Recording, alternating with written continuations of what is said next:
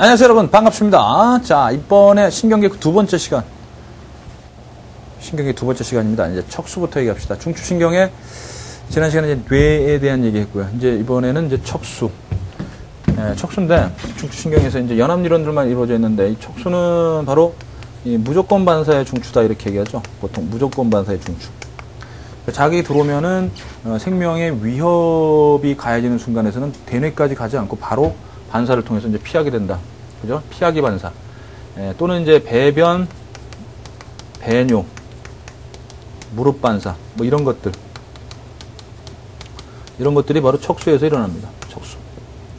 그러니까 어린애들은 척수에 의해서 어느 정도 직장이라든가 방광에 똥이나 오줌이 차면 그때 척수가 알아서 열어줘요. 그 다음에 척추 다치는 환자들 있죠. 휠체어 타고 다니시는 분들도 역시 이제 척수 반사에서 이제 배변 배뇨가 일어나게 됩니다. 대뇌 의지하고는 상관이 없게 되는 거지. 그지? 그 다음에 이 무릎 반사 같은 경우도 이제 척수에서 일어나. 무릎 반사. 무릎 반사 이제 보면 이렇게 되지. 이렇게 무릎을 탁 치면은 올라간단 말이야. 그러니까 이게 올라가거나 탁 치는 게 아니라 치면 올라간다. 자, 이게 이제 무릎 반사인데, 이것은 바로 한 번 더 쫙 이렇게 하는 게 바로 이렇게 되는 게 바로 뭐다? 팔꿈치 반사는 왜 없을까? 이게 바로 척수 반사입니다. 알겠습니까? 척수 반사인데요. 이 무릎 반사 같은 경우는 좀 독특해요. 연합뉴런 없이 그냥 감각뉴런이 바로 무릎을, 운동뉴런에 의해서 무릎을 이렇게 올라가게 만드는 겁니다. 어디 보면 되냐면요. 거기 124페이지 오른쪽에 그 반사궁이라는 게 나와요. 반사궁. 한번 봐봐. 반사궁. 자, 반사궁 보시면은 감각, 무릎이 있지. 자, 이렇게 무릎이 있으면은 여기 이제 자극이 주어졌지. 그럼 감각신경, 감각뉴런에 의해서 척수로 들어가죠. 척수로 들어가죠. 감각뉴런에 의해서. 그죠? 자, 그리고 나서 잘 봐라, 거기. 파란색 감각신경 쭉 들어갔지. 그 다음에 척수를 거치는데 척수에 연합뉴런 없다. 연합뉴런 없이 바로 운동뉴런으로 가는 거야. 바로 운동뉴런. 빨간색으로 바로 나와. 감각뉴런이 들어갔다가, 감각뉴런이 들어갔다가 바로 운동뉴런이 이렇게 나오는 거야. 됐죠? 운동뉴런이. 오케이? 그래서 거기 보시면 감각에서 척수 거치고 운동뉴런인데 연합뉴런은 없습니다. 실제로 연합뉴런은 존재하지 않는다. 그래서 이제 무릎 반사 같은 경우, 무릎 반사는 척수 반사다. 척수 반사긴 한데 연합뉴런은 좀 관여하지 않는다라고 이제 여러분들 봐주시면 돼요. 알겠죠? 그래서 거기 그 빨간색 운동신경 있지? 운동신경이. 그 위에 있는 근육 있지? 위에 있는 근육. 요 위에 있는 근육을 굴근, 밑에 있는 근육을 심근 이렇게 얘기한다. 이건 참고로 알아도 굽힐 때 쓰는 거야. 그러니까 봐봐. 그러니까 요게 이제 굴근이고 요게 심근이다. 오케이? 이건 늘어나게 하는 거고, 이제 이건 굽게 하는 거. 그러니까 니네들이 다리가 이렇게 되면 이게 그러니까 굽는 거잖아. 굽을 때 여기를 당겨가지고 굽게 하는 거잖아. 그 다음에 반대로 심근은 늘어나게 하는 거란 말이야. 늘어나게 하는 거야. 오케이? 그래서 이제 얘네 이렇게 굽힐 때는 어떻게 된다고? 여기는 늘어나고 여기는 수축하는 거지. 오케이? 됐지? 근데 반대는 어떻게 되는 거야? 반대는 여기가 수축하고 여기가 이완되는 거야. 그러니까 여기가 수축되면서 여기가 늘어나 버리는 거지. 그때는 이제 이쪽이 이제 늘어나 버리고 이쪽은 수축해 버리는 거야. 알겠어? 오케이? 그래서 이제 여기가 수축되니까 이제 끌려 올라가는 거지. 알겠지? 자, 이렇게 두 가지 종류의 근육이 있을 때, 자, 위에 있는 근육이 수축하면 어떻게 된다고? 올라간다고 그랬어. 위에 있는 근육이 수축하면 올라가는 거고, 밑에 있는 근육이 수축하면 내려오는 거야. 알겠죠? 그래서 그 근육 중에 둘 중에 하나는 늘어나면 둘 중에 하나는 수축되는 거야. 그래서 다리를 이렇게 움직일 수 있게 되는 거야. 알겠어? 오케이. 다리가 이렇게. 좋습니다. 이게 척수 반사 과정을 이제 반사궁이라고 그러고요. 반사궁이라고 이제 표현을 합니다. 이때 그 척수를 보시면, 척수를 이제 여기 딱 잘라가지고 보면은, 이렇게 이제 배꼽 있고, 척수가 이제 H자 모양으로, 이렇게 돼 있죠. 그래서, 뒤로 뉴런들이 들어가고요. 신경 다발이 들어간다. 이렇게 보면 앞으로 나옵니다. 이렇게. 그래서 이쪽으로는 들어가는 거죠. 뒤로는 뉴런들이 들어가고 여기는 뭐가 있어? 연합 뉴런, 척수 있고 그다음에 여기는 나가는 운동 뉴런이 있다. 이렇게 보면 돼. 됐죠? 그래서 여기 뒤로는 들어오고 감각 뉴런이 이제 들어오는 거니까 감각 뉴런. 여기 연합 뉴런, 척수, 연합 뉴런, 그다음에 운동 뉴런이 이렇게 나가는 거지. 그래서 뒤를 후근이라고 그래요.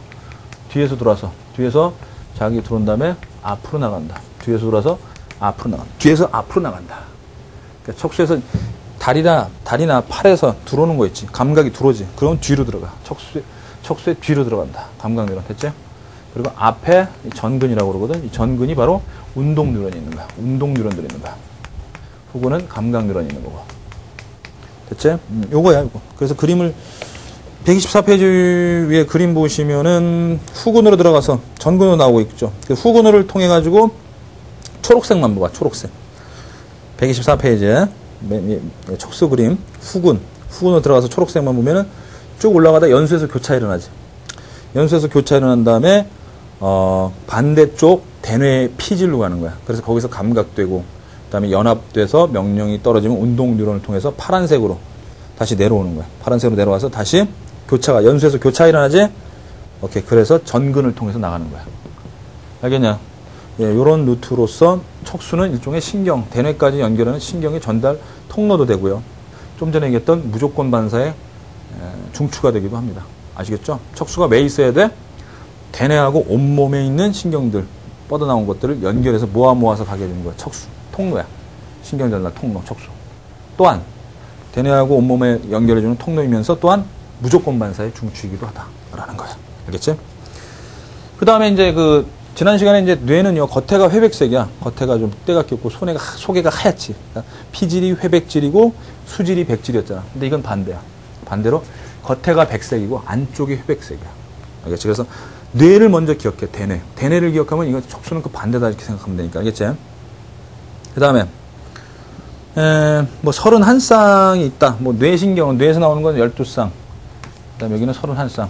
이런 것까지 굳이 기억할 필요까지는 없는데, 몰라, 내신 볼 때는 낼 수가 있는 거니까 기억은 해둬도 돼. 어차피 뇌 얼굴 쪽은 적으니까 12쌍. 그 다음에 우리 어렸을 때 이제 12시에 만나요. 무슨 브라보콘 이런 게 있었어 사실은. 그래서 이제 아이스크림 딱 하면은 이거 베스킨 하여간 그런 거 있잖아. 그래서 여긴 쉬운데 어쨌든 요건 뇌신경, 요건 척수신경이라고 생각하면 됩니다. 그 다음에 척수의 맨 마지막 땀 분비, 무릎 반사, 갓난아기 배변, 이런 것들, 중추가 척수다. 라는 거 아시면 돼. 예전에 그런 영화도 있었습니다. 사실 뭐냐면은, 이렇게 사람이, 제가 이제 이렇게 이제 보면은, 여기서 이제 감각돼서 이제 척수 타고 쭉 올라가잖아요. 척수 타고. 그죠? 척수 타고 쭉 올라가서 여기서 아프다 느끼고, 다시 명령 내려오면 다시 이제 여기서 이제 움직이고 이런 게 되는 거 아닙니까? 물론 무조건 반사는 여기서 일단 이렇게 들어갔다 척수에서 나오면서 이제 움직여지는 거고. 근데 아픔을 느껴가지고 의지적으로 움직이는 건 여기 대뇌까지 갔다가 오는 거 아니야. 근데 그때 보통은 이제 국부 마취하면 이제 여기서 이제 요 부분을 국부 마취하면 여기서 이제 일로 못 가게 하는 거죠. 여길 차단해서. 그다음에 전신 마취하면 이제 보통 여기서 이제 안 느껴지게 하는 거고.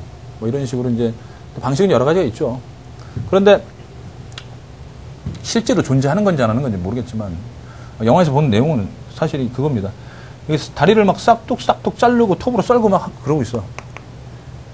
근데 이제 얘는 의식이 깨어 있는 거야. 마취해서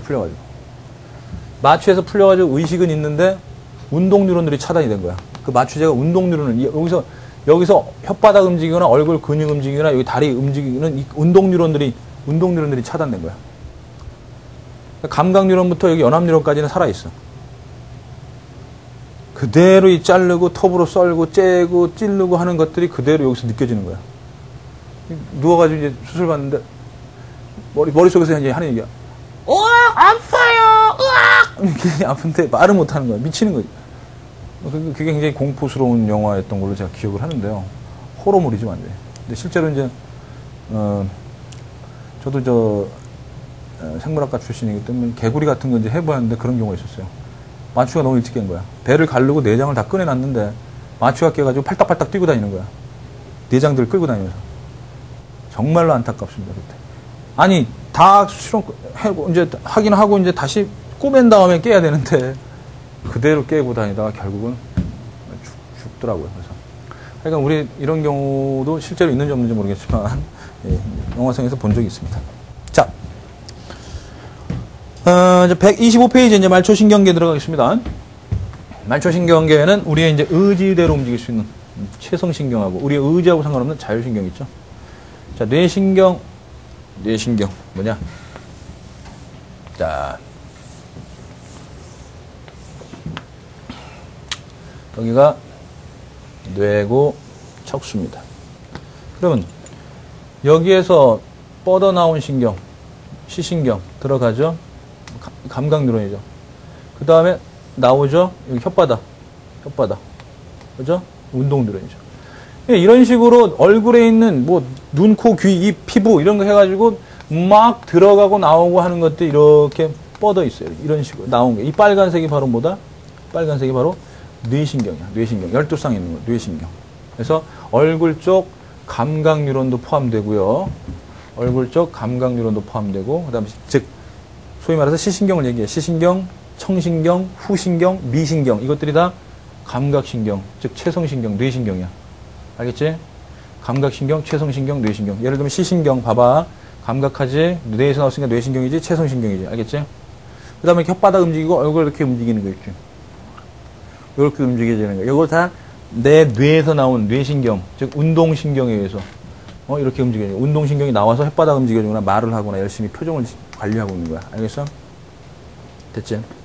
대신 이제 여기 이제 팔다리 쪽에 이제 이렇게 감각을 하고 또 나오고 또 감각을 하고 또 나오고 즉 감각뉴런, 운동뉴런, 감각뉴런, 운동뉴런, 감각뉴런 뒤로 들어가고 운동뉴런 앞으로 나오고 이런 식으로 이렇게 온 몸에 척수로부터 나온 게 바로 이 척수신경이야. 척수신경. 이게 척수신경. 즉 역시 감각뉴런이 있고 운동뉴런이 있어. 알겠지? 척수신경. 그렇지? 이게 31쌍이 있다는 얘기야. 알겠죠? 31쌍이 있다는 얘기고. 근데 이 중에서 이제 요 하트라든가 아니면 위장이나 소장 같은데 이렇게 분포하는 신경이 있어. 분포하는 신경. 즉 우리의 의지하고 상관없이 운동을 시키는 우리하고 의지와 상관없이 운동을 시키는 신경이 있어. 그게 자율신경이야. 즉 자율신경하면 교감과 부교감 두 가지가 있단 말이야. 알겠어? 교감과 부교감 두 가지가 있어. 오케이? 그래서 얘네들은 자 교감 부교감 신경은 반드시 두 개의 뉴런이 연결되어 있습니다. 자, 두 개의 뉴런이 연결되어 있다. 이렇게 앞에 게 길고 뒤에 게 짧은 경우가 있고 앞에 게 길고 뒤에 게 짧은 경우가 있어. 앞에 게 짧고 뒤에 게 긴 게 있고 이건 이제 교감이 되지. 이게 교감이고 이게 부교감이야. 이게 교감, 부교감. 그러니까 앞에 게 짧으면 교감 두 글자. 앞에 게 길면 부교감 이렇게 생각하면 돼. 알겠지? 그리고 여기가 이제 뉴런과 뉴런 사이를 시냅스라고 그러잖아. 시냅스. 뉴런과 뉴런 사이를 시냅스라고 그러잖아. 시냅스 또는 마디 절자 써서 절이라고 그러는데 그러니까 이 시냅스 또는 절에서는 뭐가 나오냐면은 아세틸콜린이라는 신경 전달 물질이 나와. 아세틸콜린. 알겠지? 아세틸콜린. 오케이? 그래서 봐봐. 절전섬유의 말단에서는 아세틸콜린. 다시 절전섬유의 말단에서는 아세틸콜린이야. 그치? 앞에 있는 걸 절전섬유 또는 시냅스 전섬유라고 그래. 그 다음에 절후섬유에서는 부교감신경은 아세틸콜린이 나온다. 부교감신경은 아세틸콜린이 나오는데 교감신경 말단에서 여기 절후섬유지 아드레날린이 나와. 여기 아드레날린. 알겠지? 그래서 교감신경 말단에서는 아드레날린이고 부교감신경 말단에서는 아세틸콜린이 나와. 아세틸콜린. 그래서 말단에서 나오는 게 달라. 즉 절후섬유 끝에서 나오는 물질이 다르고 절전섬유에서는 똑같은 물질 나온다. 아세틸콜린. 알겠지? 그래서 교감, 부교감이고 자, 교감은 어떨 때 흥분되냐면요. 교감은 어떨 때 흥분되니? 교감은 fight입니다. fight. 싸움. and 도망갈 때. 싸우고 도망갈 때. 때리고 도망갈 때. 요거는 평화로울 때. happy. 안정. safety. 안정 찾았을 때. 오케이? 안정할 때. 그래서 얘네들은 에너지를 씁니다. 에너지를 소모하고요. 그 다음에 얘네들은 에너지를 저장하죠. 그러니까 싸울 때 에너지를 엄청나게 소모하기 위해서 어떤 일들이 벌어지냐면 물질 대사가 상당히 많이 활발하게 일어납니다. 자, 물질 대사가 활발하게 일어나. 그래서 에너지 소모를 시키기 위해서는 물질 대사가 활발하게 일어나죠. 그러니까 물질 대사가 활발하게 일어난다는 얘기는 일단은 그 에너지원이 물질 대사를 포도당을 태워가지고 열심히 포도당 태워서 에너지 내는 거 아니야. 세포호흡 있잖아. 그치? 세포호흡이야 이게. 세포들이 포도당 태워가지고 에너지 내는 과정인데 이게 활발하게 일어나려면 혈당량이 어때야 돼? 혈당량이 높아야 되겠지. 그러니까 아드레날린이 혈당을 높게 해주고 그 다음에 심장이라든가 호흡 박동 속도는 증가해야겠지. 물질 대사가 빨라지려면. 됐지? 그 다음에 이제 싸움하려면은 얼굴 쪽의 혈관은 수축되지. 얼굴이 하얘지지. 얼굴이 하얘져. 오케이? 그러니까 진짜 싸울 의사가 있는 애들은 얼굴이 하얘져. 정말 흥분하고 열받은 상태에서는 정말 하얘져. 근데 싸우려고 하는데 애새끼가 얼굴이 빨개. 얘는 아직 싸울 준비가 안 돼 있는 애야. 그냥 별로 싸울 의사가 없으니까 얼굴로 시위하는 거예요. 그냥. 나 지금 뻘고 타, 이 새끼야. 이런 식으로 이제 시위하는 거니까 정말 상대방 딱 얼굴을 보고 아, 얘 하얗다. 그러면 이건 싸울 준비가 됐으니까 니네가 먼저 도망을 가든지 아니면 먼저 선제를 하든지 어떻게 해야 되는 거고 빨간색이면 아직 싸울 준비가 덜 됐으니까 그때 니네가 먼저 공격할래? 어쨌든 간에 진짜로 싸우는 순간에는 혈관이 수축돼서 얼굴이 하얘집니다. 대신 손발에 몰려. 근육 쪽에 혈액이 몰려. 갑바가 막 튀어나오기 시작하면서 우와 헐크가 됩니다. 알겠어요? 자, 혈관이 수축돼서 혈압은 또 어떻게 된다? 상승하죠. 대신 이제 소화액이라든가 소화기관은요. 소화액, 소화기관 이런 것들은 억제됩니다. 됐죠? 일단 방광은 어떻게 될까? 지금 교감신경 흥분됐을 때 얘기하고 있는 거야. 동공은 당연히 확대돼가지고 시야를 확보해야 돼. 동공이 확대돼서 쫙 열리면서 시야를 확보하면서 이제 싸울 준비되고 방광은 어떻게 될까? 방광은 싸울 때 오줌 내리면 돼, 안 돼? 한참 싸우고 있는데 오줌 내려. 아우씨 이러면 안 되지. 최대한 오줌을 많이 담아야 돼. 방광에 이완대가 최대한 많이 남아. 그래서 긴장할 때 이럴 때 한참 오줌 참았다가 싸는 경우가 많아. 그래서 보통 이제 뭐 영화 보면은 이렇게 놀래거나 공포에 질렸을 때 막 오줌을 질질질 싸는 경우 있잖아. 그런 경우는 이제 교감신경 흥분했을 때보다는 교감에서 부교감으로 바뀔 때입니다. 그러니까 일종의 예를 들어 볼까요? 러시안 룰렛 게임. 권총에다 총알을 하나 딱 넣어. 진짜 이건 생과 사를 걸고 하는 게임이지. 총알 하나 딱 넣고 따라락 돌린 다음에 네 대가리 한번 빵이야, 내 대가리 한번 빵이야. 찰칵 이렇게 되는 거죠. 찰칵 딱 머리가 됐을 때 어떤 느낌이야? 교감신경 이빠이! 교감신경 엄청난 이빠이야. 그러다가 찰칵 그러면은 후! 부교감에서 방광이 수축하면서 오줌이 질질질질 이렇게 나왔다고 생각합니다. 알겠어요? 그런 겁니다. 이런 게 그런 거니까 방광이 이완된다. 교감일 땐 방광이 이완된다. 이걸 이제 암기하라고. 근데 사실 이게 암기할 게 아니라 니네들이 실제로 싸울 때 나타나는 현상들이니까 그 현상들을 여러분들이 몸에서 이제 직접 체득하면 되는 거지. 알겠죠? 자, 그 내용들이 지금 125페이지 나와 있습니다. 한번 교재로 한번 정리해 볼게. 125페이지 체성신경계. 자, 체성신경계 두 번째 줄 감각신경과 운동신경 밑줄 쫙 쳐라. 그 다음 네 번째 줄 인간의 의지대로 움직인다 밑줄 치고.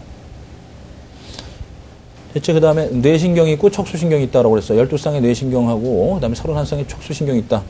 밑줄 쫙. 그 다음 자율신경계는 운동 뉴런으로만 구성되어 있다. 밑줄 쫙. 운동신경으로만 구성. 자, 그 다음에 교감과 부교감이 있고요. 이 조절중추가 어딜까?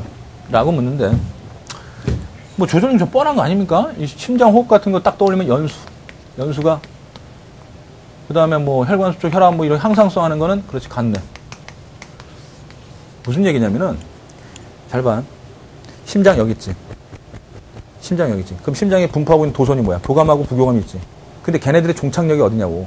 걔네들의 시발점이 어디냐고. 시발점이 어디서 출발하냐 이거야. 대뇌는 아니잖아. 심장을 움직여주는 게. 명령이 내려진 데가 대뇌가 아니잖아. 연수잖아, 연수. 연수 여기 있고 하트가 여기 있어. 연수 여기 있고 하트가 여기 있어. 붙었니 떨어져 있어. 떨어져 있는 걸 연결해주는 게 도선이란 말이야. 그게 신경인계란 말이야. 근데 그게 체성신경은 아니잖아. 맞지? 체성신경은 우리 의지대로 움직일 수 있는 거니까 아니지. 그러니까 그때 생각을 하란 말이야. 아, 연수에서 시작된 그 명령이 자율적으로 자율신경에 의해서 심장으로 가는구나. 그때 교감 부교감이고 교감이 흥분하면 빨라지는구나. 이렇게 생각을 해서 니네들이 하나씩 머릿속에 넣어야지. 자꾸 글씨로만 이렇게 책으로만 암기하려고 하지 마세요. 알겠죠? 그래서 간내 연수 땡그라미 치세요. 조절중추 간내 연수. 그 그 다음에 자율신경계 뉴런인데요. 그 그림 보세요, 그림. 125페이지 그림 보면, 그 체성신경 있죠? 체성신경이 그 운동신경입니다. 반응기, 근육으로 가서 이제 운동 명령을 내리는데, 그 체성신경의 그 운동 뉴런 써주시고요. 운동 뉴런 써주시고, 그 다음에 운동 뉴런 써주시고, 똑같은 말로는 원심성 뉴런이라고 그러고요. 원심성 뉴런이라고 그러고, 그 다음에 보니까 무슨 신경이에요? 수초 있어, 없어? 있죠? 유소신경입니다. 유소신경도 써주세요. 됐죠? 유소신경. 하지만 밑에 자율신경 그림 보세요. 자율신경의 두 가지, 절전, 저루, 그 다음 절전, 저루, 교감, 부교감 나오고 있죠? 근데 무수신경 써주세요. 무수신경. 이들도 원심성 뉴런은 맞아요. 됐어요? 교감, 부교감도 역시 운동 뉴런이고 원심성 뉴런이야. 교감, 부교감도 뭐라고? 운동 뉴런이야. 교감, 부교감도 운동만 명령 내리는 운동 뉴런이면서 원심성 뉴런이야. 근데 교감, 부교감은 바로 차이가 뭐냐? 무수신경이야. 무수신경. 알겠지? 그 차이 잘 봐. 무수신경이야. 수초 없다. 그림 잘 봐. 수초 없어. 알겠지? 오케이. 그 다음에 그 밑에 보면은요, 에피네프린, 노르에피네프린 막 나오는데, 이건 약간의 분자 구조식의 차이가 있을 뿐이지, 기능은 거의 같습니다. 그래서, 요 아드레날린은 다른 말로 뭐라고 그러냐면, 에피네프린이라고 얘기하고, 그 다음에 앞에 노르가 붙으면 노르아드레날린. 알겠지? 그 다음에, 노르아드레날린이 바로 노르에피네프린이야. 그래서 에피네프린을 니네 주사 맞으면은, 즉, 아드레날린 주사 맞으면, 싸울 때하고 똑같은 현상이 나타나. 동공이 확대되고, 이렇게 됩니다. 헐크로벤. 이렇게. 알겠지? 자, 저게 언제 많이 나오겠니? 평상시에. 화 안 나더라도. 화 안 나더라도 혈당이 떨어져 있을 때 많이 나오겠지. 혈당 높여야 되니까. 그렇지? 혈당 높여야 되니까 혈당이 떨어졌을 때 많이 나오겠지. 그러니까 배고플 때 많이 나오겠지. 그래. 배고플 때 많이 나옵니다. 그래서 배고프면 성질이 굉장히 예민해지고 날카로워져요. 신경질적으로 변하지. 오케이? 그래서 정말 배고픈 사람들이 항상 웃으면서 온화한 미소를 지을 수가 없습니다. 그래서 이제 예전에 그 대학 때 그 여자 후배가 있었어요. 여자 후배가 있었는데, 정말 이뻤어. 아니, 얼굴이 이쁘다는 건 아니고요. 얼굴은 좀 착하게 생겼어요, 그냥. 얼굴은 착하게 생겼는데, 마음이 정말 이뻤다. 왜 그러냐면, 가방에 세게 가방에 조그만 주머니 있잖아요, 가방 세게. 거기다 항상 사탕이나 초콜릿 갖고 다녔어. 그래가지고, 지나가다 이쁜 아이 보면 이제 하나씩 주거나, 아니면 선배, 후배 이제 배고프다 그러면 이제 하나씩 줘가지고, 먹으라고 했어. 나중에 그 이유를 물어보니까 그런 의미가 있었어. 배고프면 사람이 짜증나고 성질이 더러워지기 때문에 사람들과 인간관계를 좋게 하기 위해서 그걸 자기도 먹고 남들도 준다는 거야. 이 훌륭한 정신, 이 천사와 같은 그런 후배가 있었습니다. 보고 싶군요. 네, 좋습니다. 자, 그래서 기량작용이라는 건 서로 반대되는 작용한다라는 것까지 마무리 지었습니다. 넘겨주시면요, 그 그림을 통해서 126페이지 보시면 우와, 많다. 교감신경, 부교감신경에서, 우와. 자, 여기서 하나 더, 그 그림을 통해서 하나 더 확인해 줘야 될 게 있습니다. 교감신경이 나오는 장소. 물론 출발 장소는 연수하고 간내에서 출발을 해. 그런데 그게 뻗어 나오는 장소가 어디냐면, 교감은 척수에서 주로 뻗어 나옵니다. 척수에서. 그다음 부교감은 연수 또는 척수 말단, 이런 데서 주로. 알겠지? 자, 그림 잘 봐봐. 교감이 어디서 뻗어나오니? 척수에서 뻗어나오고 있어. 근데 부교감은 주로 어디서 뻗어나오니? 연수에서 뻗어나오고 있어. 여기서. 연수에서. 됐지? 그거 딱 보면서 이게 교감이구나, 부교감이구나. 이렇게 눈치챌 수 있어야 돼. 됐지? 오케이. 그 다음에 그 위에 있는 내용 제가 이제 얘기했으니까 각각의 이제 교감신경 흥분했을 때 심장박동, 호흡속도, 동공 이런 것들을 확인만 해주시면 되겠습니다. 아시겠죠? 그 다음에 이제 오른쪽에 또 교감신경과 부교감신경의 흥분이 있어요. 산에서 멧돼지를 만나 도망갈 때 교감신경이 흥분하는 경우인데요. 물론 산에서 멧돼지 만나고 웃을 수도 있습니다. 그냥 여유있게 그냥 해피하고 세이프티한 상태로, 도망갈 수도 있는데, 보통은 이제 공포에 질려서 이제 도망가는 거니까. 멧돼지를 안 만나본 사람은 모르겠죠. 그죠? 저는 이제 대화로 해결했어요. 자, 달리기 할 때 번지점프 때 서서, 번지점프. 타봤냐? 제 인생에 별로 하고 싶지 않은 일이 있고요. 하고 싶은 일이 있습니다만 제가 이제 제 인생에 절대 해서는 안 되는 일을 적어놓은 게 있습니다. 그 중에 하나가 번지점프입니다. 고소공포증이 있어요. 제가 어렸을 때 초등학교 때요. 학교 가기 싫었던 결정적인 이유가 있어요. 진짜 학교 가기 싫었던 때가 있거든요. 학교 갈 때 꼭 육교를 넘어가야 돼요. 육교를 가는데 가운데로 올라가서 가운데로 가는데도 떨어질 거라고 생각한 거예요. 저 바깥쪽에 차들이 왔다 갔다 하는데. 진짜 고소공포증 미친 줄 알았습니다. 그래서 육교를 꼭 건너갈 땐 수십 분 걸려요. 한 2, 30분 이상 걸려요. 올라가기 전에 망설이고 한 칸 올라가고 정말 너무 고통스러웠었습니다. 그 순간. 부교감 신경이 흥분하는 경우는 맛있는 음식을 보고 침이 고일 때나 그러니까 침 분비할 때는 연수해서 부교감 신경 흥분시켜서 침 분비를 하게 하는 거고요. 밥을 먹고 나서 식곤증 생길 때도 부교감 신경 때문입니다. 릴렉스해지는 거죠. 릴렉스. 한마디로 릴렉스가 부교감 신경이 흥분했을 때. 오케이. 약물의 오남용과 건강으로 이제 이 자극과 반응에 대한 마무리를 하겠습니다. 127페이지인데요. 약물의 오용과 남용에 대한 얘기가 나오고 있어요. 오용은 뭐 읽어보시면 그대로 합니다. 여러분들이 잘못된 식으로 사용을 하는 거야. 뭐라고 그럴까? 오용도 그렇고 남용도 그런데 뭐 감기약을 뭐 수면제로 사용한다든가 아니면 환각제로 사용한다든가 뭐 이런 거 있지. 이거 오용이지. 그 남용도 이제 해당될 수 있겠네요. 의학적인 목적이 아닌 개인의 쾌락, 이게 이제 남용이 되겠고. 지나칠 남자. 그래서 오용과 남용의 차이점은 뭐 그렇게 크게 차이가 없는데, 그러니까 소위 말해서 이제 니네들이 약국에 가서 이 약 주세요 해가지고 니네들이 만약에 이 약이 여기에 효과가 있을 거다 생각하고 이제 먹었지만 다른 약이거든 사실은. 근데 그러니까 잘못 알고 이제 먹을 때 오용이 되는 거고. 근데 그걸 통해서 이제 어떤 그 다른 목적이 이제 뭐야? 거기 나왔잖아요. 쾌락 이런 것들이 바로 남용이 된다. 오용과 남용을 이제 하지 말아라 이제 얘기인데, 자 이렇게 했을 때 약물이 오용이나 남용이 됐을 때는 어떤 이제 문제가 발생하느냐. 거기에 대한 얘기가 이제 개념 심화로 나왔습니다. 밑에 약물이 중추신경에 미치는 작용인데 거기 한번 보세요. 뇌에는 수많은 뉴런들이 있고 뉴런과 뉴런 사이에 시냅스가 있잖아요. 그 시냅스로 분비되는 그 신경 전달 물질의 종류가 많습니다. 아세틸콜만 있는 게 아니라 상당히 많아요. 한 40여 종 있다고 그러는데요. 그 물질에 따라서 여러분들의 상태라든가 감정이라든가 기분 이런 것들이 달라지게 된다 이렇게 얘기를 해요. 그 중에서 대표적인 게 이제 거기 뭐라고 나왔습니까? 도파민이라고 나오죠. 도파민, 쾌감, 뭐 쾌락 물질이다 해서 행복감, 뭐 도취감, 만족감 뭐 이런 걸 줍니다. 도파민. 근데 약물을 섭취하게 되면요, 이 도파민의 양이 이제 솔직히 말해서 니네들 기분 좋을 때 우리가 이제 2002년 월드컵에서 4강 올라갔을 때 얼마나 기분이 좋았냐. 그러니까 어떤 흥분된 일이 있어서 기분이 좋을 때 우와 신났다 이러고 나서 이제 한동안 기분이 좋다가 도파민이 나왔다가 싹 사라져버려. 왜냐하면 도파민이 거기서 흡수되거나 아니면 분해돼 버리면 된단 말이에요. 그런 흥분 전달 물질이. 근데 이 마약이라는 약물 이렇게 들어가면은 도파민이 흡수돼서 사라지지도 않고 분해되지도 않아. 그냥 도파민이 시냅스에 그대로 높은 양이 있어. 그럼 계속 흥분된 상태야. 우와 신난다! 우와 신난다! 우와 신난다! 이게 계속되는 거야. 알겠냐?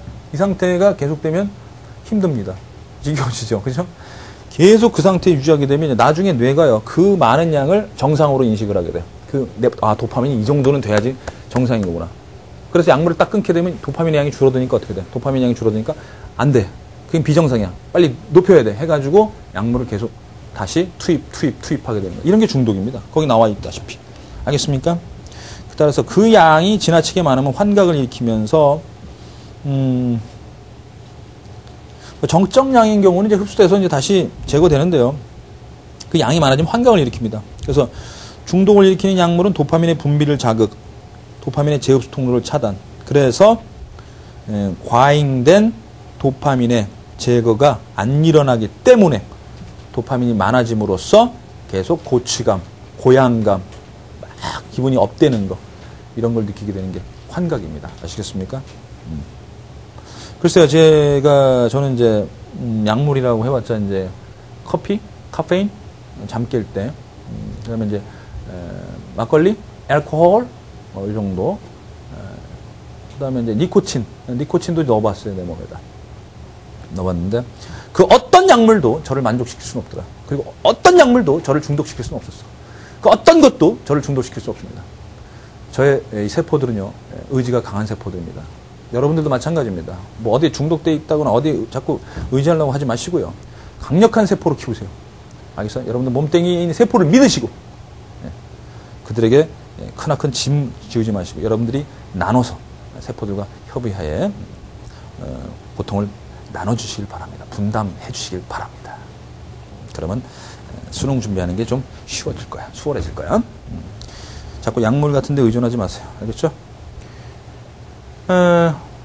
물론 하긴 니네들 뭐 아직 뭐 담배 나든가 뭐냐 술? 이런 거 잘 안 하지. 예전에 제 훈련소, 저도 군대 갔다 왔습니다. 훈련소일 때 4주간 훈련 받을 때 제 훈련소 동기가 있어요. 동기가 있었는데 그 친구가 지방대학교 이제 학생회 회장도 하고 막 그러던 친구인데, 근데 지방 쪽에서는요, 야산에 그 대마초가 자란대. 그래서 이제 고등학교 때 얘기를 하더라고. 고등학교 때 소풍 가면은 이제 야산에서 이제 점심 먹고 이제 야산에서 이제 대마초를 이제 뭐 이렇게, 그러면 이거 나가면 걔 잡아도 넣어야 되나요? 예. 자, 그러면서 이제 그 경험담을 얘기하는 거예요. 웃겼어요, 그냥. 뭐냐면은, 그거 하면은 이제 손에서 막 광선이 나간대. 찡! 광선이 나가고 막 하늘을 날아다니고, 나무 위를 막 뛰어다니고, 막 눈에서 광선 나가고, 예, 그런 농담을 얘기하더라고요. 하여간에 신난답니다. 사실인지 아닌지 모르겠지만. 여튼간에 이게 환각제입니다. 그 위에 보시죠. 환각제 나왔죠. 약물에 분류해서 3가지가 나옵니다. 중추신경 흥분제 땡그라미 치시고, 억제제 땡그라미 치시고, 환각제 땡그라미 치세요. 자, 그래서 그 구분만 해주세요. 흥분제가 뭐고, 억제제가 뭐고, 환각제가 뭔지. 대마초가 이제 환각제에 속하고요. 가끔 또 이제 배고플 때 이제 부탄가스도 쪽쪽 빨아먹는 애들이 있는데요. 그것도 이제 환각제 영향으로 줘가지고요. 환각이라는 건 이겁니다. 니네들이 보는 그대로가 아니야. 느끼는 그대로. 감각이 있죠. 오감.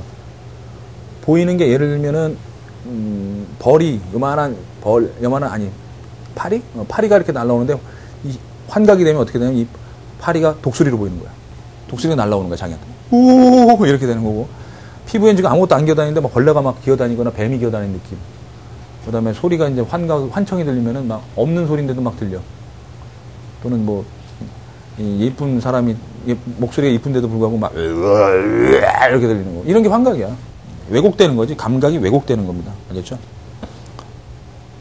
그 다음에 흥분제를 보자, 흥분제. 흥분제는 중추신경이 흥분되면 어떻게 되나? 거기 보면은 이제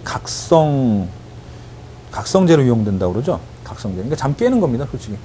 그래서 커피에 카페인 있죠? 그 다음에 니코틴. 그러니까 커피나 니코틴이 각성 효과를 나타내는 겁니다. 흥분시키기 때문에. 그래서 그럼 심장박동이 빨라지고 막 그렇습니다.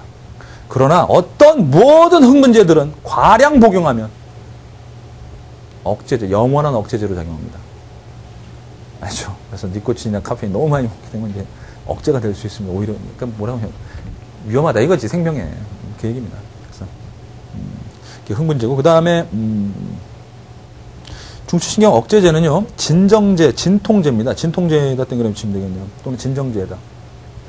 그래서 이제, 알코올 같은 경우는 중추신경 억제제이기 때문에요. 술 많이 먹고 났을 때 니네들 별로 통증을 못 느껴요. 전봇대 들이받고 나서도 그냥 다음날 아픈 거지. 그때는 통증을 별로 못 느낍니다. 알겠어요? 중추신경, 여기를 억제하는 거다. 지금 분명히 얘기했다. 중추신경 흥분제, 중추신경 억제니까 여기서 흥분시키거나 여기서 억제하는 거야. 말초에서 흥분 억제가 되는 게 아니야, 이런 데서. 알겠어? 여기서 기분 좋게 하는 게 아니니까. 알겠지? 그리고 잠을 유발하는 진정제. 이런 것들이 알코올, 아편, 몰핀입니다. 아편이나 몰핀 같은 경우, 물론 알코올도 마찬가지인데 중독성이 있습니다. 그죠? 네. 이런 약물들이 종류가 3가지가 있으니까 여러분들 그걸 좀 비교해서 한번 알아보시면 되겠고. 그 다음에 이제 우울증의 치료제, 우울증과 그 치료제 나오지? 세로토닌이 나옵니다. 세로토닌이 그 빛의 양하고 또 관련이 있다라는 얘기도 있어요. 멜라토닌이라는 수면 조절 그 호르몬도 있긴 있는데, 그 멜라토닌이라는 수면 조절 호르몬은 빛이 적어지면서 많이 나오면서 수면을 촉진시키죠. 근데 빛이 없다면은 멜라토닌의 분비량이 증가해서 잠을 굉장히 오랜 시간 잡니다. 그래서 옛날 그 땅 속에서 아주 오랜 시간을 삼풍백화점 무너졌을 때인가요? 그때 14일 만에 발견됐나? 며칠 만에 발견됐나? 하여간 발견되고 나왔는데 한 2, 3일밖에 안 지난 줄 알고 있었대요. 그만큼 오랜 시간을 잤다는 얘기죠. 계속 자고 나서 잠깐 눈 뜨고 일어났는데 거기서는 이제 2, 3일 정도. 근데 밖에서는 굉장히 오랜 시간이 지나간 거예요. 그래서 이제 실제로 이제 동면 같은 경우도 마찬가지로 오랜 시간을 잠을 이렇게 쭉 오게 해줘서 영양분 소모를 최소화시켜서 그렇게 오랜 기간 자고도 살아남게 했다. 이런 얘기가 있습니다. 자, 마찬가지로 세로토닌도 우울증과 관련돼가지고 기분 좋게 해주는 호르몬인데, 역시 그 햇빛량이 적으면 적게 분비된다. 그래서, 그러니까 햇빛이 많이 쬐는 그 나라에서는 좀 우울증 환자들이 별로 없어. 오케이? 잘 좀 생각해봐. 아프리카나 이게 남미 쪽 사람들 굉장히 열정적이고 열광적이잖아. 거기 있는 사람들이 우울증 걸렸다 해서 그게 좀 어울리지 않는 것 같아. 아프리카 사람들 같은 경우. 그죠? 아프리카 원주민들. 그 사람들은 항상 흥겹게 춤추잖아, 막. 그죠? 근데 이제 저쪽 그 북유럽? 이쪽 사람들은 이제 빛을 많이 노출 못 받고 특히 영국 같은 경우 이제 비가 많이 내리고 하니까. 그런 사람들은 좀 약간의 그 얼굴의 표정이 좀 그늘이지 않나. 아, 그 내 생각이야. 자, 세로토닌이 바로 이제 우울증과 관련된 겁니다. 알겠죠? 그래서, 그 약물은요, 세로토닌의 분비를 증가시켜서 기분을 좋게 해준다. 그래서 약물로 치료하고 있습니다. 이 우울증 같은 경우도. 그 다음, 128페이지에 이제 약물 오남용의 문제점 보면 되는데요. 내성, 금단 증상, 의존성, 중독성이야. 즉, 술을 이제 매일 마시다 보면요. 처음엔 한 병 마셔서 취했는데 2병 마셔도 안 취하고 3병 마셔도 안 취해. 진짜 안 취하는 경우가 있어. 내성이 생겼다는 얘기야. 약물도 마찬가지야. 한 대 맞아서 뿅 갔는데 나중에 2대 맞아 뿅 가고 3대 맞아 뿅 가고 막 이렇게 돼. 내성이 생긴 거고요. 이때 그 약물을 끊게 되면 그걸 찾게 돼요. 그게 금단 증상이야. 거기 금단 증상 나왔죠. 신체적으로, 정신적으로 비정상적인 증상이 나타납니다. 금단 증상, 즉 담배나 술을 끊었을 때 나타나는 거. 막 손이 떨려. 담배 한 대만 줘. 술 한 대만 줘. 이렇게 손 떨리는 거. 손 떨림을 잘 봐, 사람들. 손 떨리는지 안 떨리는지. 불안, 수면장애, 발작 등이 있다. 금단 증상이고. 자꾸 생각나. 학교에 수업 끝나고 집에 갈 때마다 생각나. 술 생각. 아, 니네들 말고 참. 퇴근하고 집에 갈 때마다 생각나. 이 의존성이야. 알겠어? 의존성. 그 다음에 중독성. 알겠죠? 자, 그런 걸 여러분들이 약물의 문제점으로 여러분들 보시면 되겠습니다. 그 다음에 인체에 미치는 영향을 보겠습니다. 폐기종, 뇌. 아, 이거는 뭐 너네들 읽어보세요. 피부는 뭐 벌레가 기어가는 듯한 느낌도 받는다고 그러고, 위는 식욕감퇴. 아까 저 뭐 식욕 밥도 안 먹고 눌렀던 쥐새끼 생각하면 됩니다. 알겠죠? 네. 그런 식으로 우리가 밥을 안 먹어도 계속해서 약물만 취하게 되니까 결국은 점점 식욕도 감퇴하고 체중도 감소해서 죽을 수도 있지. 눈이 다크서클 생기면서 막 이렇게 하는 사람들 있잖아. 약물 중독자들. 그 다음에 그 밑에 이제 여러 가지 약물의 종류와 인체에 미치는 영향이 표에 나왔습니다.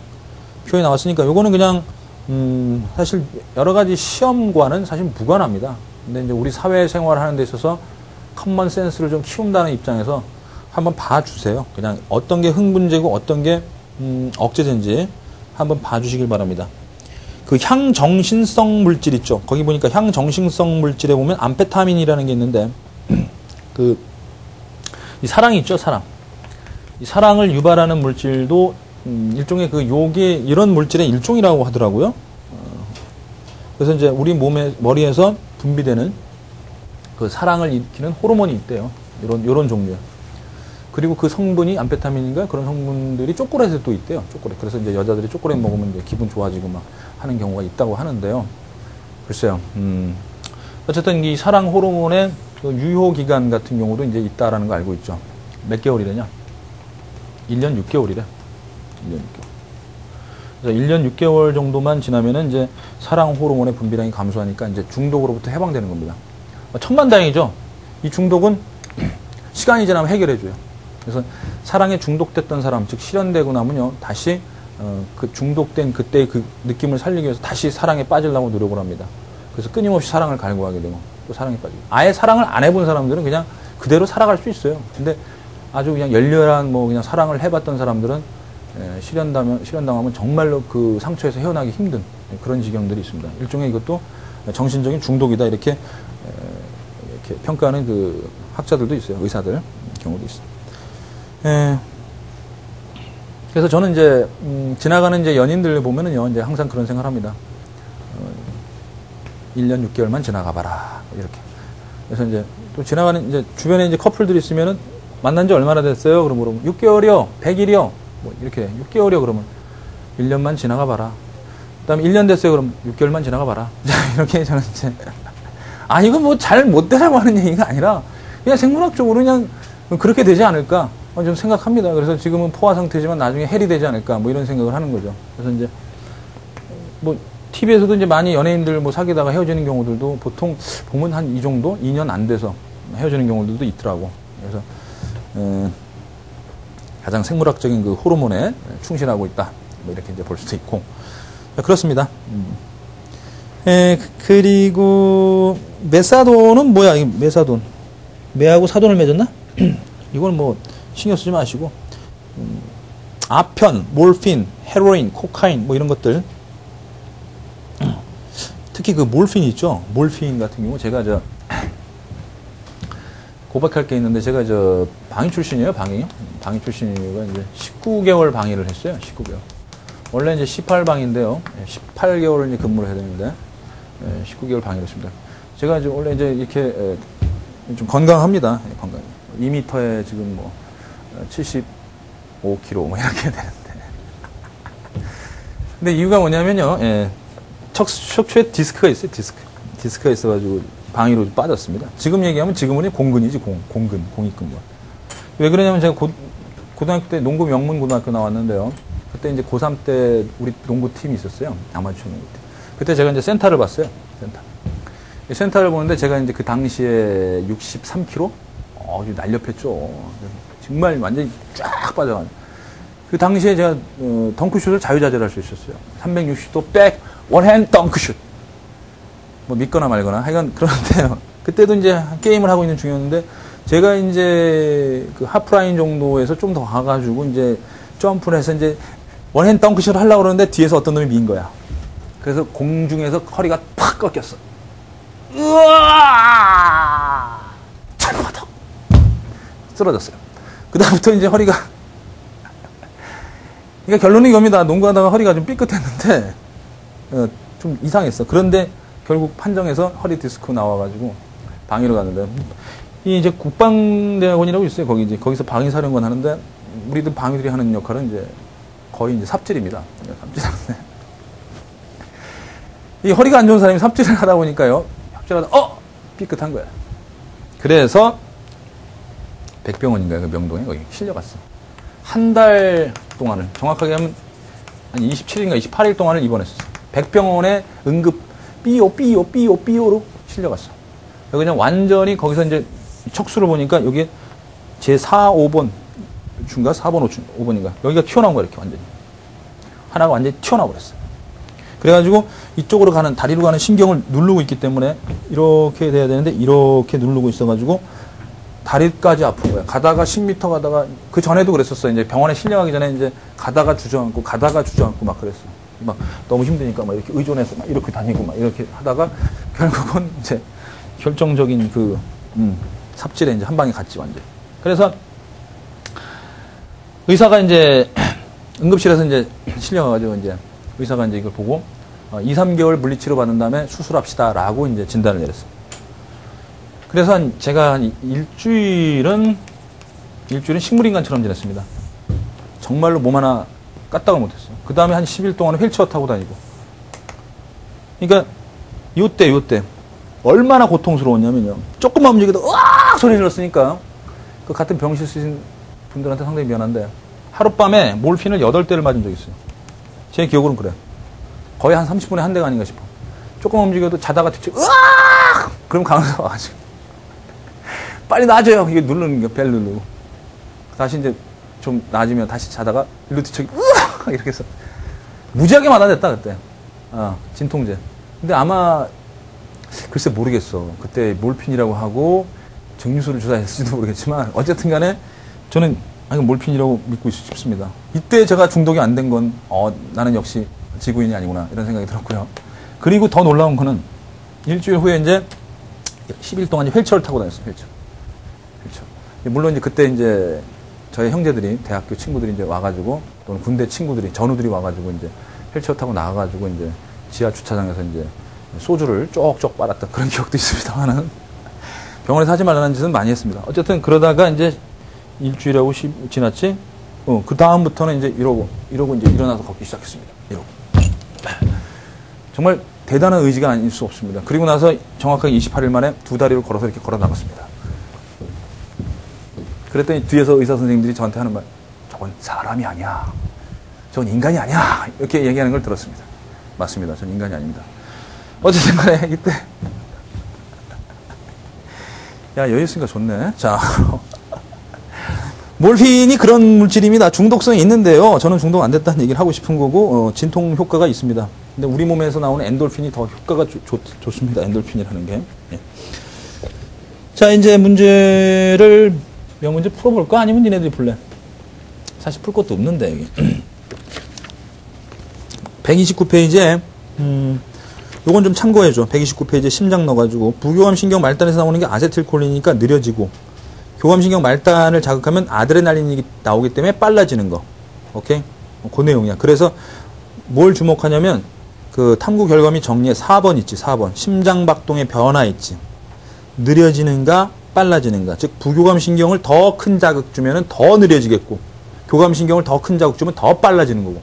알겠지? 부교감신경은 느리게 하는 거고, 교감신경은 빠르게 한다는 사실을 알면 되는 거고. 그 다음에는 없네, 이제. 오케이. 그러면 이제, 문제를 한번 풀어볼까 말까? 하나 풀어보자. 아, 그래. 한 문제만 풀어보고. 자, 140페이지 보자. 140페이지. 140페이지에, 아니다. 138페이지에 6번 봐봐. 딱 봐서 그냥 좀 재밌을 만한 문제만 내가 풀고 니네들은 재미없는 문제 풀어. 알겠어? 6번 봐봐. 사고로 뇌를 다친 환자가 병원에 입원했다. 이 환자의 뇌를 자기 공명 영상장치로 검사해 본 결과 오른쪽 그림 같은 부위가 손상되어 있었다. 이가 어디냐? 전두엽이지. 앞부분이지. 체온 조절이 제대로 안 되려면은요, 간내가 손상 가야 되는 거고요. 간내. 성격이 매우 폭력적으로 변한다. 난폭해지는 경우 있죠, 여기. 여기가 손상가면, 전두엽 손상가면 난폭해집니다. 대단히 폭력적으로 변해요. 알겠죠? 그러니까, 여러분들 박치기 같은 거 벽에다 많이 하면 폭력적으로 변할 수 있으니까 조심하시고요. 그 다음에 심장박동이 매우 불규칙해진다. 이건 연수고요. 연수. 안구운동의 심각한 장애는 중뇌입니다. 여기 중뇌. 여기가 중뇌. 얼굴의 가운데 중뇌. 몸의 균형을 제대로 유지하기 어렵다. 이건 손해가 손상을 입었을 때입니다. 손해 손상 입으면 진짜 술을 안 먹었는데도 비틀비틀거립니다. 이렇게. 비틀비틀. 다발성 손해 위축증이라는 병을 앓고 있는 환자를 예전에 한번 만났는데 계속 비틀비틀거리더라고요. 술 안 먹었는데도요. 네. 네, 그 다음에 하나만 더 하고 이제 140페이지. 140페이지. 140페이지. 10번은 코카인이 동물의 행동에 미치는 영향인데 10번 풀라고 한 건 아니다. 10번은 그 재밌는 문제다잉. 쥐새끼. 여기는 쥐를 가지고 전기 충격, 먹이, 그 다음에 전기 충격, 코카인, 먹이를 했을 때 C로만, GX는 C로만 이동했어. GY는 D로만 이동하고. 자, 이런 식으로 봤을 때 코카인이 동물의 행동에 미치는 영향을 알아보는 실험이니까 그거 한번 여러분들 보시고 뒤에 이제 해설 잘 나와 있으니까 한번 확인해 보세요. 오케이. 자, 9번을 풀고 오늘 이 시간 수업을 마칠까 합니다. 일단은 가신경. 왜냐하면 제일 많이 나오는 게 사실 이거거든. 어떤 물음, 어떤 시험에서도 자율신경 쪽을 굉장히 많이 물어봐. 그러니까 얘네들 이쪽 공부하는 방법은 여기에 기본적인 그 기능들 알고, 기본적인 기능들 알고, 그 다음에 이거 분류를 해서 어디에 누가 어떤 신경이 속하는가, 어디에 속하는가 분류를 좀 해주고, 그 다음에 경로 있지? 전달 경로. 이동 경로, 흥분의 이동 경로만 파악할 줄 알면 여기는 다 정리가 끝나는 거야. 알겠지? 그래서 어차피 여기 있는 문제들 같은 경우 수능 유형하고 좀 차이가 있잖아. 근데 이제, 요거하고 요거 정도만 좀 봐주고, 경로는 이제 나중에 수능 특강이라든가, 이런 걸 통해서 이제 확인하면 돼. 알겠지? 오케이. 가신경이 부교감신경이야. 그러니까 A가, 여기서 나오는 거, 아세틸콜린이네, 아세틸콜린. 나신경은 교감신경이야, 교감신경. 마지막에 나오는 게 아드레날린이야. 아드레날린. 그래서 틀려. 기억은 틀렸어. 다른 물질이고. 니은, B는 단백질 소화 요소의 분비를 억제한다. 교감신경 말단에서 나오는 아드레날린은 소화액 분비도 억제하고 소화 운동도 억제하는 거야. 그러니까 소화액 분비가 억제되니까 소화액 위에서 나오는 거 뭐냐? 펩신 같은 경우 억제가 되지. 오케이. 가신경은 위의 움직임 촉진해. 부교감신경 밥 먹고 늘어질 때, 식곤증 날 때 얘가 위장 움직임을 활발하게 해줘. 근데 참 신기하지 않니? 이게 안에서 지금 나는 가만히 있는 것 같은데 잘 봐. 숨죽이고 들어봐. 위가 움직이고 있는 게 느껴져. 나는. 니네 느껴지니? 장도 움직이네. 자, 그 다음에 리얼. 격렬한 운동을 할 때는 나신경이 흥분한다. 교감신경 흥분하는 거죠. 격렬한 운동할 때. 에너지 소모하는 거 아니야. 에너지를 막 써야 될 거 아니야. 알겠지? 오케이.